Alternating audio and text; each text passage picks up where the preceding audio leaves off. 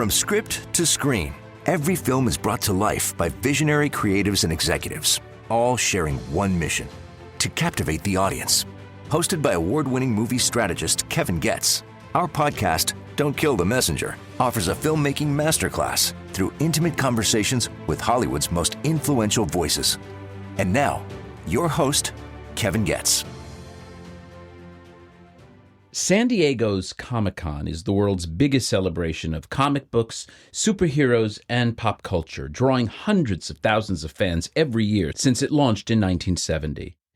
And my guest today, by the time he graduated high school, he had a collection of 30,000 comic books, and he's reportedly never missed this iconic Southern California convention. That's the kind of lifelong passion and commitment we are talking about. Listeners, please welcome the originator and executive producer of the Batman and Batman-related movie universe, Michael Uslan. Michael, I am so happy to have you here today. Kevin, I have been waiting for this moment. Oh. I think we share a brain. I think we share, I was about to tell you, 6 degrees of Michael Uslan, because although we never really worked on a movie together, I've worked on several of the movies that you've been involved with, but you and I have never worked together. We have so many common threads. It is mind-boggling how many threads we have. Sharon Stone. Yes. Mimi Craven. Yes. Aaron Foyer, who works as one of my VPs of the movie group. My second son. And by the way, best friends with your son, David. Yes. And, of course, his parents. It goes on and on.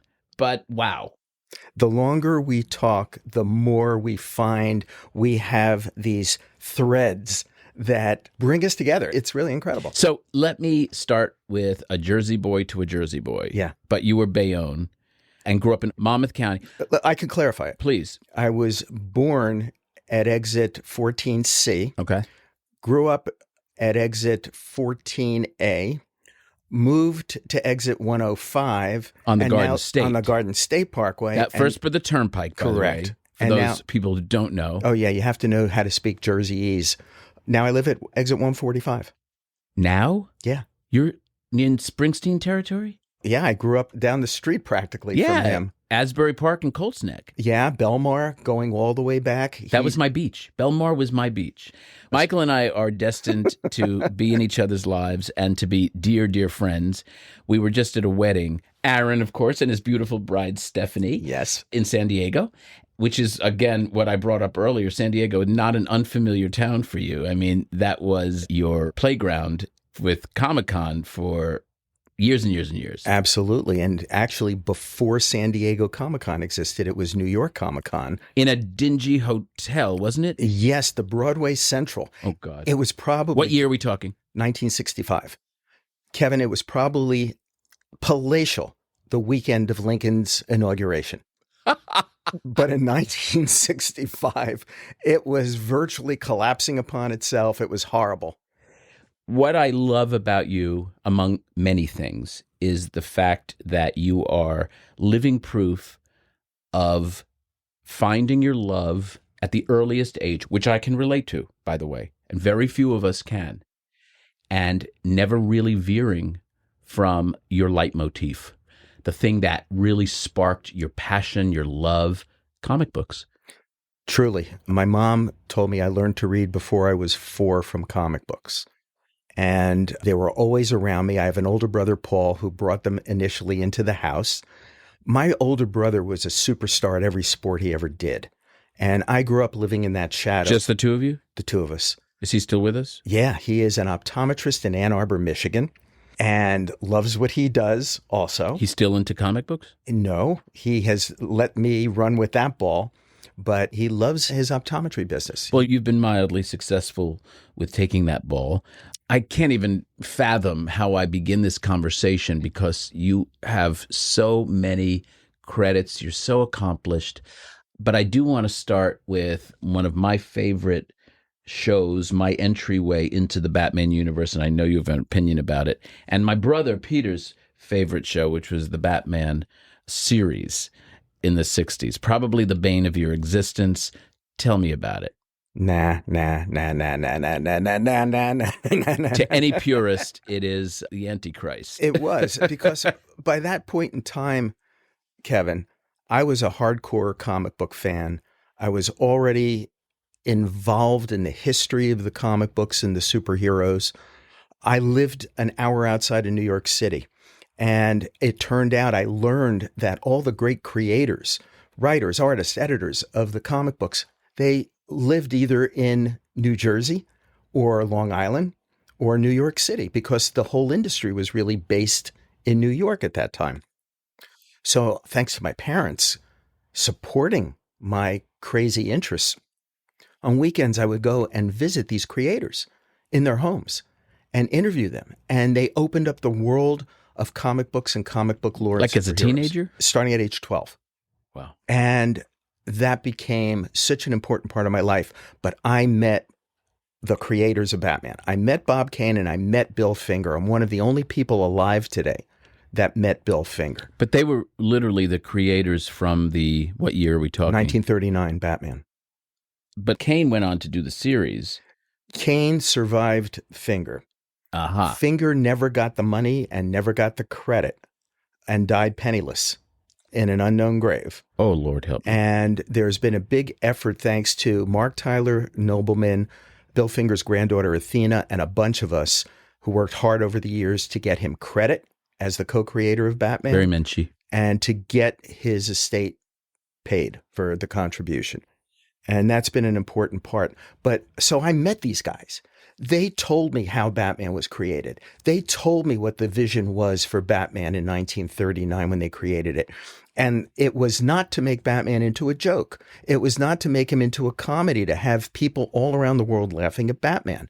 So as someone who was schooled by the creators, that was anathema. But the creator did it. Bob Kane went along with DC Comics in a very lucrative deal to bring Batman to TV. Did he regret it? No, he didn't regret it. He enjoyed anything that made $1. And he had, I don't even want to go into this, but he had somebody actually draw paintings and lithographs and things for him that he put his name on so he could sell them and get into art galleries. You know, there's a dark side to the story. But for me, it was about defending and protecting Batman. So when that series came on, you really, even at that age, you were a teenager, you didn't root for it? You watched it? I will tell you now the secret origin of Michael. The secret origin starts at the end of the first episode of the Batman TV show. It was January 1966. Of the first episode? First episode. Wasn't that Jill St. John in that? The only villain who died was Jill St. John. She's a friend of mine. That's why I'm bringing it up. Well, it might have been the first episode. She was on the top of that tanker and she fell to her death. It was the cheesiest thing ever. I've never seen anything. In fact, Burt Ward, who played Robin, and Jill changed identities. I remember that. I should thank her someday because diamonds are forever. Yeah. Many a straight man have said that. Hey, so go back to the first episode. Ended the first episode. So, look, it was in color, which was not too usual at that time. Somebody was spending a lot of money on the sets. The Batmobile was cool. The opening animation kind of looked like Bob Kane, Jerry Robinson artwork from the comic books. But when I realized that they were laughing at Batman and he was a joke, I made a vow. In my downstairs den in front of my two friends, Bobby and Barry, who egged me on, I made a vow like young Bruce Wayne once made a vow. He made a vow over the bloody bodies of his parents who had just been killed in the street. My parents were safe upstairs in the kitchen, but I made my vow anyway. And I said, somehow, someday, I will show the world the true Batman, the dark and serious Dark Knight who fights these deeply disturbed villains from the shadows. And I dedicated myself, and this is at about age 15. I said, I am going to find some way to remove from the collective consciousness of the world culture these words that are bombarding me. Pow, zap, wham. And that was probably the hardest thing to do of all. And it took you almost a dozen years to get anyone to pay attention to a new, reinvented, reimagined Batman the way you saw him and how he should have been portrayed initially. From the time that my Batman partner Ben Melnicker and I purchased the rights to Batman, which was October 3rd, 1979, till the first movie actually came out after being rejected by every single studio in Hollywood and every mini major. It was 10 years, which I describe as a human endurance contest. And they told me I was crazy, that it was the worst idea they ever heard. Let me hear some of the people and some of the comments that were made along the way. Well, one of my friends, who I'm sure you know, I used to work at United Artists when it was a major motion picture studio. We should let our listeners know you are an attorney by trade. You went to school to be an attorney, and right out of school, you went to United Artists, right? Correct, age 25. Got it. And I wound up pitching it to the head of East Coast production at that time at United Artists. He listened to my pitch. I pitched my heart out for my dark and serious Batman. And he said, Michael, you're crazy. Batman and Robin will never be successful as a motion picture because the movie Robin and Marion hasn't done well at the box office. So the commonality was the word Robin? It's the only thing. For any listeners who don't know, back around 1979, this was a movie with Sean Connery and Audrey Hepburn about an aging Robin Hood and Maid Marian. So what do I do with that, Kevin? I walked out of the room stunned. I had been rejected by UA for that reason. And periodically over the next 10 years, I would go sit on the top of a mountain in a lotus position and ponder what he said to me. And I could only conclude that the word Robin was the nexus. I don't even know what you do with that information. And I don't think you can top that story with anyone else who's going to shit on your project. Oh, I can. Don't you love the naysayers? The revenge is a dish best served cold. Absolutely. Kevin, my whole life has been about rejection and how you deal with it and how you don't let it overcome you, pull you down. 100%, which is so easy. And so many people want to do it to you. Oh, in this town. They want to keep you down. Of course. You know? And then when you make it, they want to get you off your pedestal. Often that's the case, I guess, in any business, but very prevalent in ours. Oh, yeah. But go ahead. So you were saying... So I was pitching at Columbia. This is within that 10-year period. This was, I would call this sometime in the early 80s. Okay. And the guy who was there, who was a friend of my partner Ben's for like 25, 30 years, dapper, silver hair guy. And I'm pitching my heart out on the dark and serious Batman. And he just turns to me and goes, Michael, you're nuts. Batman will never be successful as a movie because our movie, Annie, hasn't done well. Kevin, I looked at him and I go, are you talking about the little redhead girl from Broadway who sings the song Tomorrow? He goes, yeah. I go, well, what does that have to do with Batman? He said, oh, come on, Michael. They're both out of the funny pages. Well, listeners, you got a project no one wants to do. You believe in it more than anyone else. Just make and market it for the right price. You said and it. You'll make money, but make sure you do it for the right price, which means you have to understand what you had. And Michael understood, you understand, and have always understood what you had. I was curious that you are executive producer on all of these Batman movies. Fast forward to many years later. I guess among many contributions, probably your strongest contribution was that of brand asset manager to guard the integrity of your vision. I love how you sum that up because that triggers a story. After the Annie experience, we had now been turned down by every studio in Hollywood. Ben, who was my dad's age, and I are sitting on like a park bench on the studio lot. I have like my head between my legs. I am so beside myself.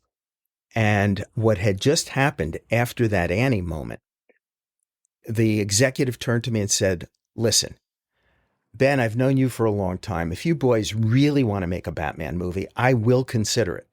But it's got to be the pot-bellied funny guy with the pow zaps and the whams from TV, because that's the only one audiences will remember and love. In fairness, I could understand that, at least. That makes sense to me, because you do have to re-educate and kind of reimagine something and get audiences to buy into it. So it's not as bad as those other people who shat on your property. No, it is not. And had I not been a student of Batman history and known the creators and heard from them what the vision was and what they wanted, and was a fanboy, that knowing the dark Batman was the only way to protect the integrity of the character, I said to him, no. And he pulled his chair up in front of me, Kevin, and he leaned in and he said, son, and I know whenever anyone calls me son, I'm in trouble. Son, better to have a movie made than no movie at all. And I looked at him and I said, no. How old were you? 30? Incredible. And you hadn't made a movie yet? No. That's nerve. That's chutzpah. Or insanity. So what Ben said, we're sitting on the park bench. I'm beside myself. Ben said, you know, Michael, it's very ironic. The last no we received for Batman came from you. He said, you know what that makes you? I said, yeah, Ben, an idiot. He goes, no. You have this vision for Batman that you completely believe in, that you think his creators would believe in, and you just turned down a boatload of money and a chance to produce your first major motion picture in order to protect Batman. He said, Michael, you're Batman's defender. You're Batman's Batman. I love that. And he said, now, let's get up off this bench. There's other sources besides studios. There's independent financing, foreign financing. We have to redouble our efforts. Let's go. And we jumped up off that bench. My whole attitude changed and ultimately jumped into history. And how did we get to ES? Tell us that story. So Ben came to me one day. He said, I got a call from Gordon Stolberg. Now, Gordon at that time was the former president of 20th Century Fox. He said he's working with Polygram over in Europe. And they are about to put a cash infusion into Peter Guber and Neil Bogart's company, Casablanca Records. And they're going to open a film division. So Ben said, back in 1969, I tried to hire young Peter Guber to run MGM in a troika with Barry Beckerman and Jerry Tarkovsky. He said, ultimately, Peter decided to go with Columbia. But he said, he's much younger than the execs you've been pitching to. He's hipper. And maybe it'll resonate with him. So he got Peter on the phone. We're in New York, Peter's in LA. And I pitch it over the phone. And Peter says, this sounds really unique, really interesting. Can you be in my office tomorrow and give me the full pitch? I said, can't. I'm in New York, but I can be there the day after tomorrow. He said, fine. So we fly out to LA, Sunset Boulevard, the old Casablanca Records building. And I meet Neil and I meet Peter and Barry Beckerman, who is Peter's head of development, who Ben knew from the MGM Troika attempt. And I pitched it. And for the first time, I had an executive who was so excited. He was pacing back and forth in the room and just saying, okay, he goes, we have an output deal with Universal. Rafi Etkes is the president of production at Universal. He's my friend. This will be a put deal to Universal. And let's get cracking. Did you have a story already by that time? I had a 17-page memo. Got it. I thought you were just pitching kind of the character, the tone, the mood, the style, but you had a 17-page story. It wasn't just a story. It was really more of a Bible. It was a breakdown so that they would understand Batman and Alfred and Commissioner Gordon and the villains, also with a list of potential actors who could play the role. I remember from my original You list, were prepared. Yeah, I was prepared. You were ready. But Kevin, this is so long ago now that the actor I had as an example of who would make a great Commissioner Gordon was William Holden. He would have. And who would make a great Alfred was David Niven. That's how long ago this was. Genius. And they both would have been great. They would have been great. So Peter Guber was really the guy who said yes. Never would have happened without Peter. Wow. And how long did it take to get into production on the first movie? 9.5 years. From that, yes. Yes. This is what my memoir, The Boy Who Loved Batman, is all about. Listeners, you've got to read this book, The Boy Who Loved Batman. It's your memoir and starts from when you were a young boy. It does. And your passion in comics and leading into Batman, but many comics, stories and characters and so forth, right? I collected everything. I read everything. I met Stan Lee when I was 11 years old, and he became my mentor and later my friend and my creative partner on some projects. And when he died, my son David and I were two of the producers of his memorial at Grauman's Chinese Theater. I'm very well aware, and we are going to talk about that in the second half of our interview. I don't want to step on the question that I asked you about the 9.5 years to get to the first Batman, which was just called Batman? Yeah, I think I had suggested the Batman, because to me, the in front of Batman was the signal to the world. This was not the funny guy. This was the dark original, the Batman. The carried a lot of weight. But ultimately, it was just Batman. Ultimately, it was Batman. But many years later came The Batman Part 1. But also, they had an output deal with Universal, but it was released through Warner Brothers. Correct. So there's part of that is the story. Oh, yeah. Because, oh my God, it's so convoluted. Etkes left Universal, and then Casablanca changed its deal to Filmways because he went over and became, I think, the president of Filmways. Then Orion bought Filmways. So then the deal went for about 10 months in negotiation with 20th Century Fox. Deal couldn't be secured at the end of the day, couldn't come to terms, and then Warner Brothers came in. Now, here's a story. Warner had a right of first refusal under my contract with DC Comics, because Warner Brothers owned DC Comics. So my partner, Ben, called Warner Brothers, the vice president who was in charge at the time, and said, we want to come in. We've closed the deal on Batman. We have a whole concept for the show for how we want to do it. We want to come in and pitch it to you. And we got a telex back. This, I don't even know how to describe telex to the listeners. It made a... Yeah. It was like a hybrid between a telegram and email. And a fax. And fax, yeah. And it basically said, we have no interest in this. Goodbye and good luck.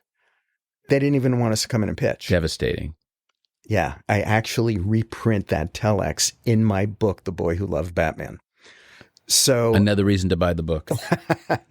Yeah, we didn't even get the chance. So it was a couple of years later that Warner Brothers actually came into it. Why? What made Warner Brothers come in? Peter convinced them. Aha. Was he an executive there? By that time, Casablanca, I think, was transforming into Polygram Pictures. I see. And now, how did you make money during this time?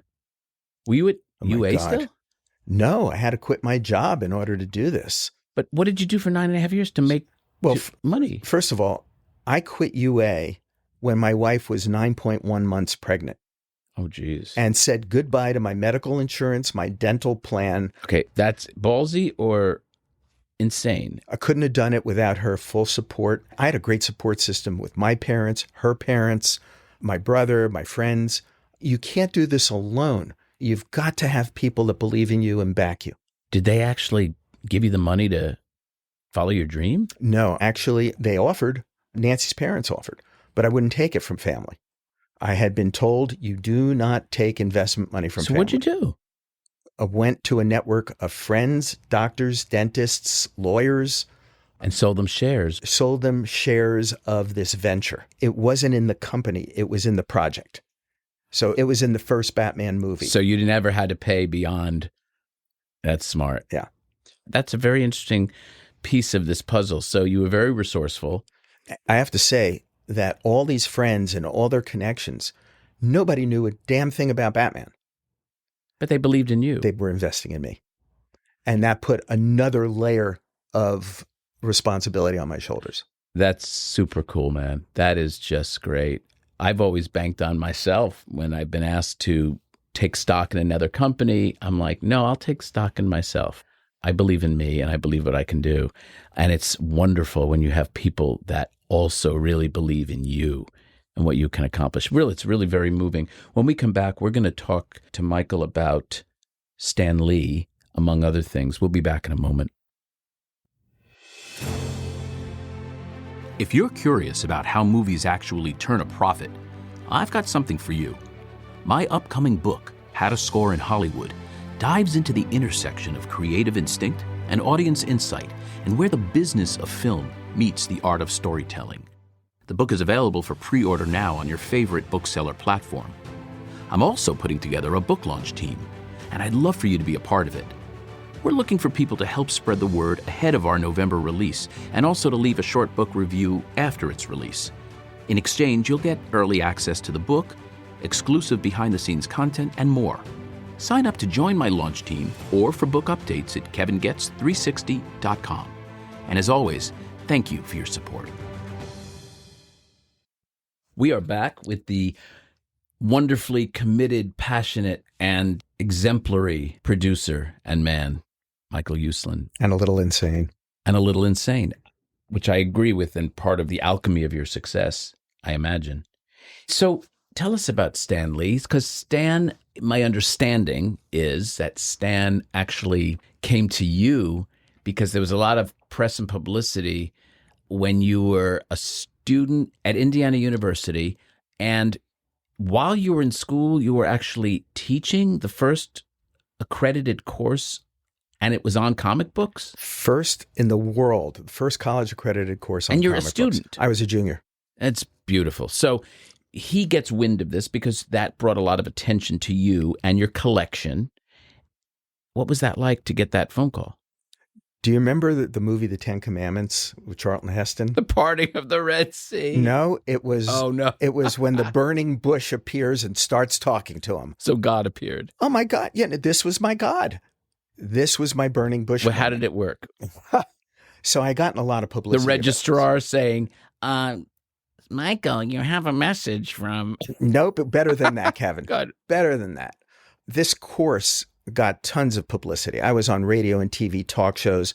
Every class I taught, there were television cameras and reporters, John Chancellor, NBC Nightly News, Parade Magazine, Playboy, I mean, everything you could imagine. And all the PRs out there. I've been teaching for 2 weeks and my telephone rings. And it's this exuberant male voice. And he goes, "Hi, is this Mike Uslan?" I go, "Yeah." He goes, "Hiya, Mike. This is Stan Lee from Marvel Comics in New York City." Boom. Frozen. Mic drop. Frozen. Mic drop. And he said, "Mike, everywhere I look, I'm seeing you on TV. I'm hearing you on the radio. I'm reading about you in newspapers. What you're doing is great for the entire comic book industry. How can I help you?" That was the conversation. And after you said homina, homina, homina, homina, what was your next? The next thing is I asked him if he could send me some comics and support material, if he could send me artists and writers to lecture at my class, which he did. And we developed a connection. And that was And Marvel was really not Marvel. They were growing, but this is like 1972. I remember as a kid a Marvel comic, but like nothing beyond that. No. So it was really inside baseball, wasn't it? Yeah, in a large way it was. And it was magic time for me. The fact that he took me under his wing, the fact that I could talk to him, ask questions, it was an incredible relationship to have. I just want to say that this harkens back to Aaron, who works for me, Aaron Foyer. Yeah. Coming up to you at what, age 12 or something? Yeah, that's right. And saying, "Oh my gosh, I want to learn everything. Can you teach me about the business? Can you teach me tell me that." He was an exuberant little kid. And this all happened at a bat mitzvah, or as I like to say these days, a bat mitzvah. And, he was right there in my face, just filled with energy and a zillion questions. And what did he want to do then? He wanted to be an actor. And I'm telling him all the reasons you should run screaming into the night and go into your dad's business or do anything. I'm surprised about that, actually. Oh, yeah. No, I try to scare him out of it. Right, because if you can do anything else, do it, is what we always learned when I was at the acting conservatory, was if you could be that easily persuaded to not do it, meaning you have to have a reason to stay with it. That's exactly right. You try to scare them off, and the ones that don't get scared have the best chance of success. Understood. Sorry, so I derailed us, but it speaks to you as a man and what you are essentially doing, which is paying it forward. You have to. If this is not ultimately about legacy, then what's the point? It's why I go back every year to Indiana University and I teach 2 intensive courses for 3 weeks. I take on a lot of different roles there to be helpful. I was the commencement speaker in front of what turned out to be 34,000 people. And I'm happy to report my commencement address was declared by USA Today to be one of the 10 top commencement addresses of all time. Well, you don't think you've listened to mine? I have not. We should do a dog and pony show. I actually am very, very proud. I took it so seriously when I was asked to give the commencement speech at Mason Gross School of the Arts at Rutgers. It was one of the proudest moments for me. And I still get calls today from kids who remember it. It's on YouTube for those who want to check it out. But I thought it was a really seminal moment for me. So I get it. I get what you're saying. It's so special. It really is. and you're impacting so many people. Yeah. And I've gotten feedback over the last 10 years from that speech as how it convinced people to try, to take their shot, to believe in themselves. I'm still floored by you saying no when you had that offer on the table. That is just spectacular and a great lesson. Tell me, and I know you are asked this a million times, and I almost never ask this question because it's terribly obvious. What do you tell now a young filmmaker, a young person getting in the business that wants to get into comics or movies based on comic books or graphic novels? What do you say to them? Because I know that Comic-Con is filled with people with thousands of ideas. How do they get into it? As are our schools. So number one is you've got to have your age of exploration. You've got to discover your passions in life. And once you discover that passion, you've got to get up off the damn couch. If you have a misguided sense of entitlement that the world owes you something or the world's going to come to you, you're sunk. You got to get up off the couch. You got to be proactive. And one of the things I learned early on was that I had a misconception. I thought that this career of mine was going to be a war. And every day I was going to go to battle and fight a war for my projects. It's not that at all. It's a siege. This is a siege. You have to dig a foxhole, put on a helmet, hunker down. And the most important— What do you hunker down with? What do you do? Well, first thing you do is figure out who you allow into that foxhole to watch your back. That's maybe the most important thing of all. I screwed up 3 times on that one. You mean you had 3 partners that burned you? Almost drove me out of the business. Wow. Terribly, terribly important. And when it comes to things like movies or comics, I teach my class that if you want a job in this industry, that means you're going to have to appear before an old fart like me in an interview, and you got to get through me. So what's going to happen? You're going to come into my office and you're going to tell me how passionate you are about movies. Why are you passionate? I see everything, and I watch all the TV shows. And I'm going to say, oh, really? Geez, that's great. So tell me, what's your favorite Alfred Hitchcock movie? What's your favorite Frank Capra movie? Now, if you look at me like a deer caught in the headlights, your ass is going to be out of my office in a second and a half. A second and a half. If you're telling me you're passionate and have not taken the time to learn how we got here, who got us here, how this has all evolved, I don't want to know from you. Step 1 of the whole process. Do you believe in this idea? I've encouraged people to do this. If they have a good, dark, kind of universe building idea, is to craft a graphic novel, reverse engineer it, in other words, and then have something that your now idea is based on. Because then there's some underlying intellectual property. Are you a fan of that sort of idea? I'm not simply a fan. I'm an original subscriber. And it is of critical importance in our industry, to not just our industry, whether you're talking about movies, TV, animation, theater, Broadway, it's all about brand. It's about brands and franchises. Brands, brands, brands. That's the name of your company. Yeah, branded entertainment. That's exactly right. You mix that with star power. Those are the 2 things that are really governing right now. If you want to get financed in distribution, if you don't want to be lost among the clutter that's out there through streaming and television and everywhere else, when it comes time to vote in the Emmys, I'm now getting, it seems like 250 things that are being submitted. And I sit with my kids who are both in this industry, and we look at all of them. And among the 3 of us, we never even heard of 2/3 of these things. Absolutely. 100% agree. Clutter. So you need the brand. And by the way, half of those 2/3 are damn good. I will go along with that. There's an audience for them. If you can be discovered. And that's really your point, is let's assume that most everything that makes it on air is pretty decent, if not downright good, or even very good. But how do you learn about it? So to your point, if you don't have something that's going to pull you out of that sameness, you're kind of stuck. I mean, how do you get beyond that? There's a financial element to this too.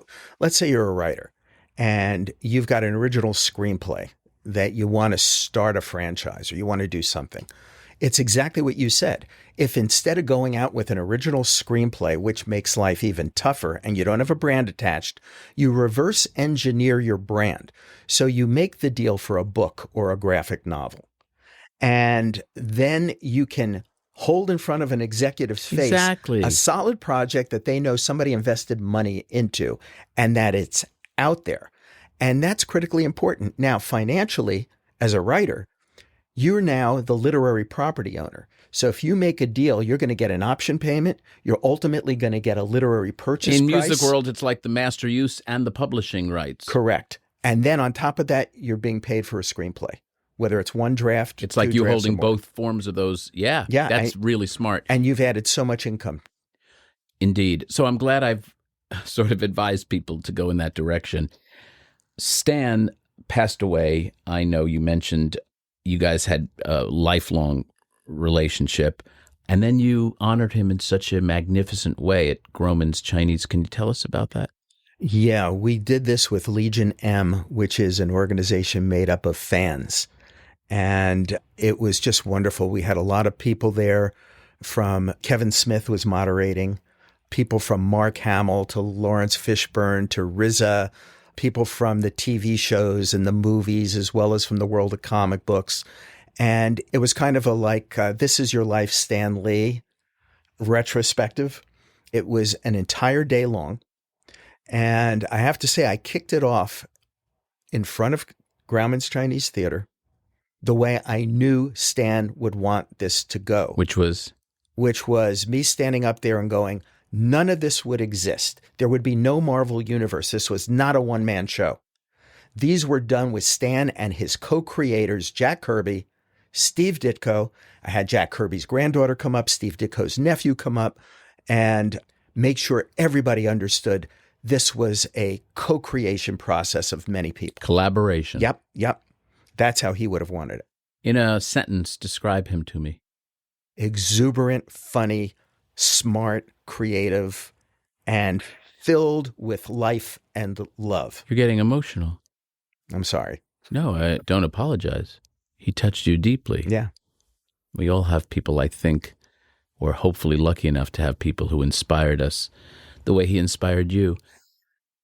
What is the now legacy of Stan and the Marvel Universe, and where are we heading with it?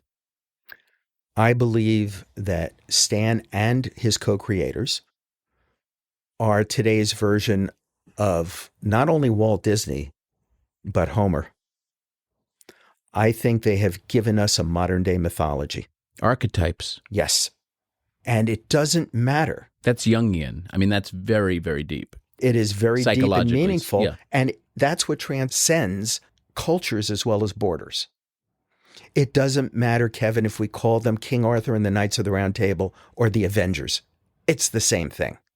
It's about hope, redemption. It's about the journey of the hero. And that's what they've given us. Do you like where Marvel's going right now? I'm a big fan of Kevin Feige.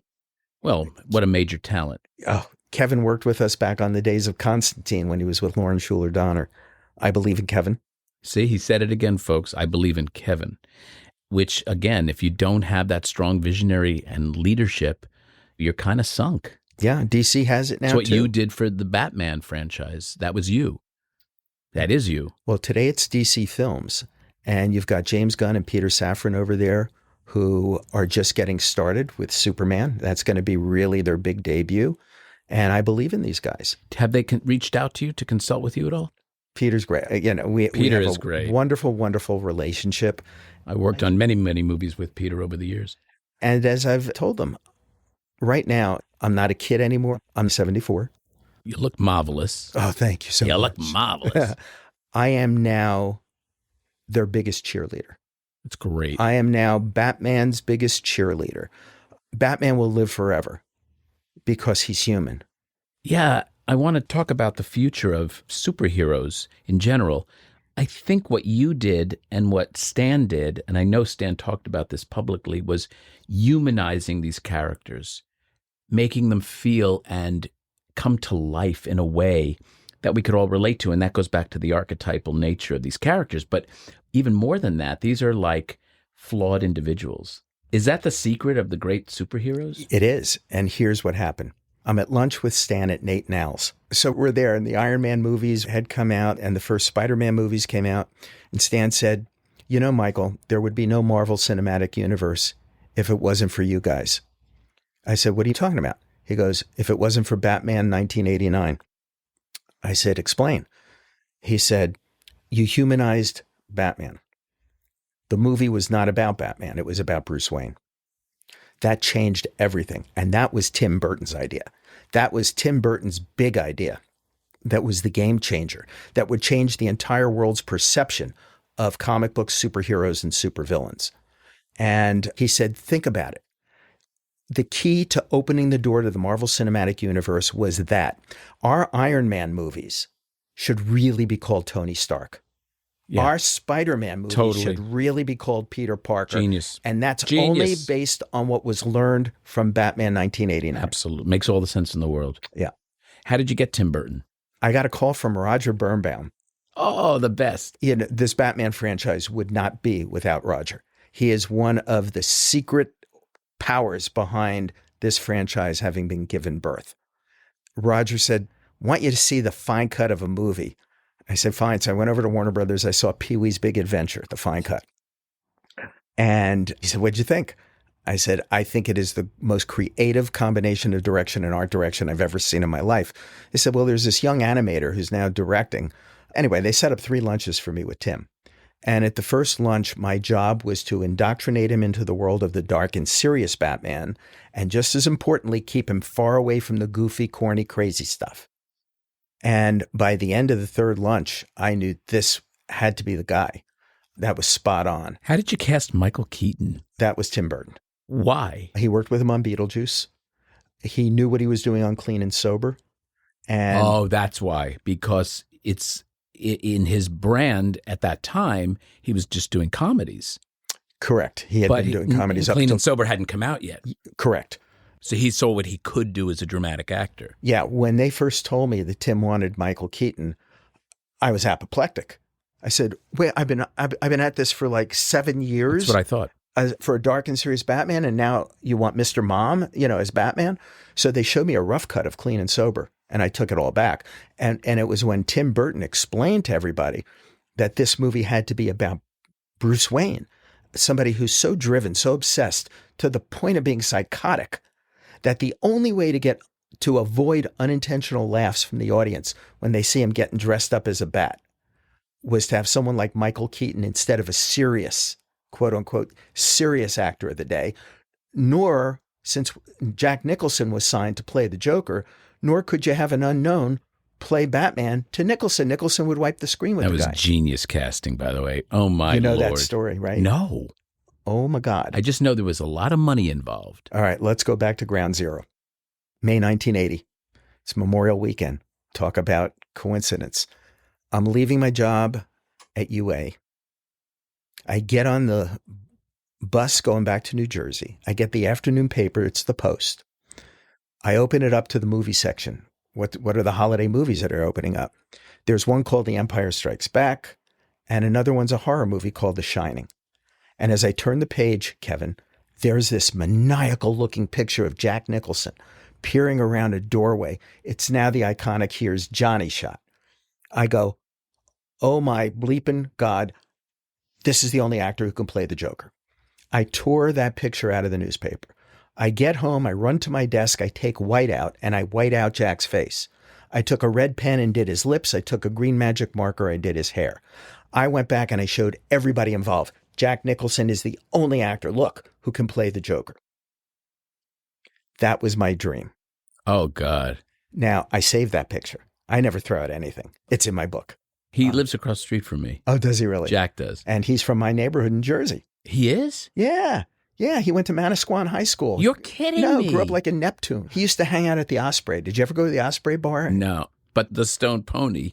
We can do a whole talk on that We're one. actually doing well because we're bringing this sort of full circle. You did end up paying back your investors, by the way, in that first movie, did you not? Yes. How much did they make on their investment percentage-wise?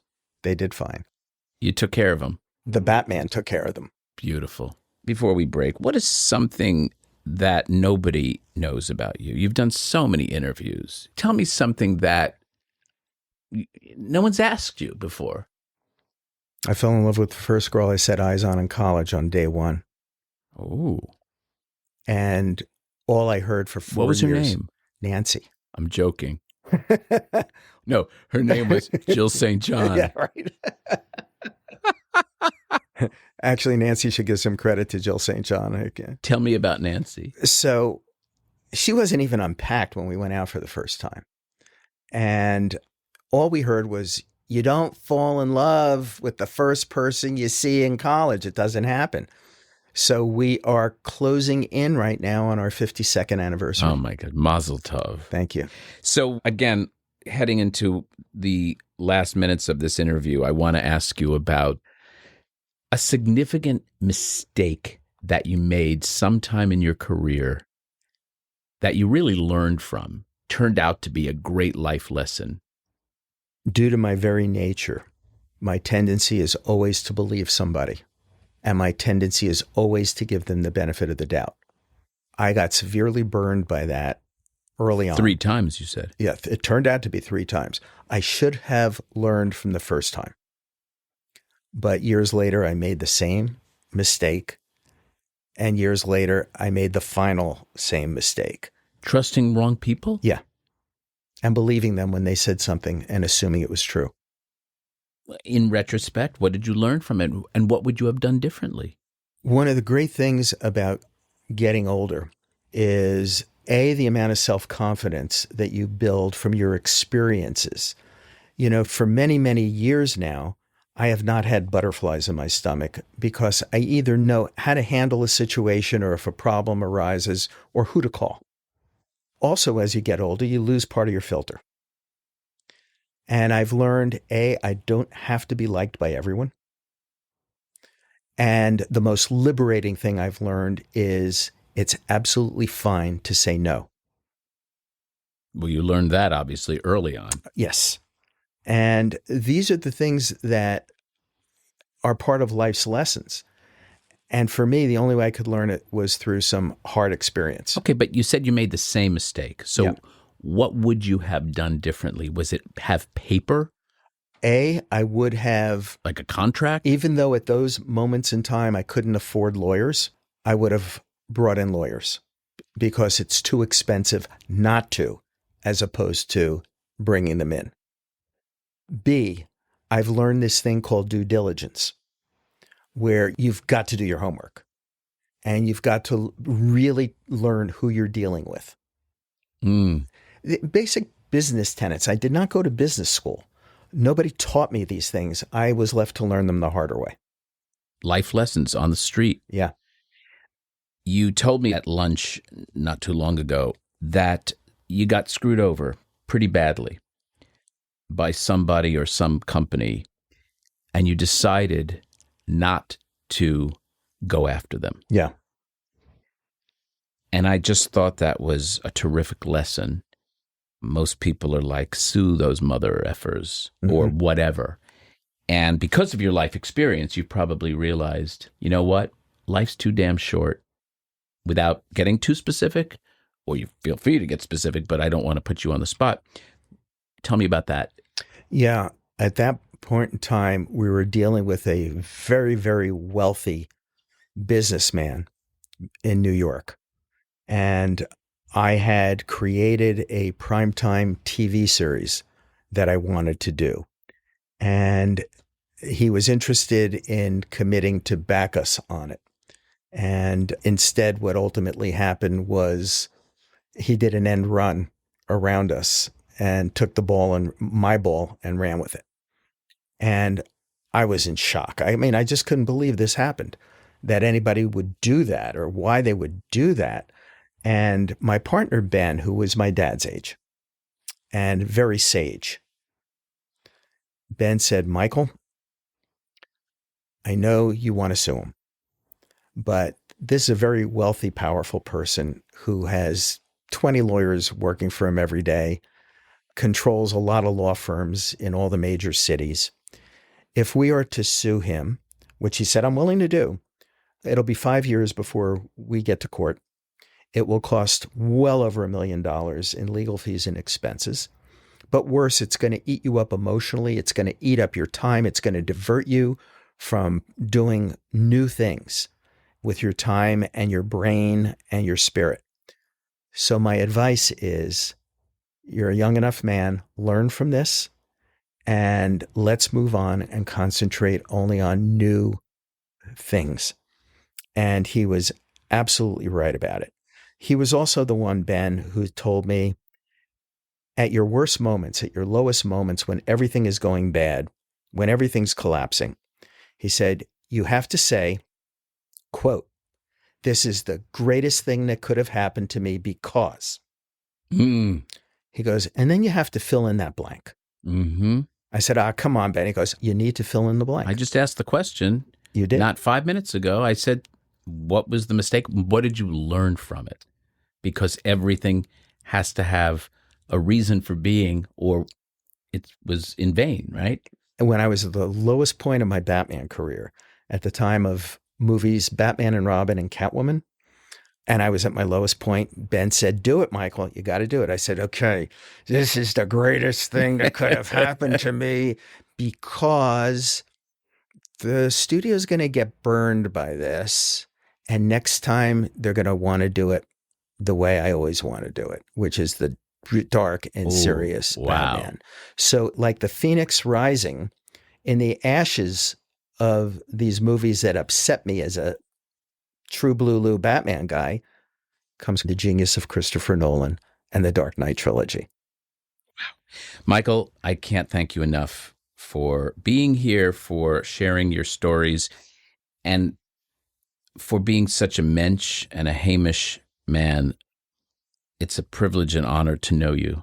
Kevin, thank you so much. As you know, the first time we met, it felt like we were talking for 6 seconds, but it was probably like 6 hours.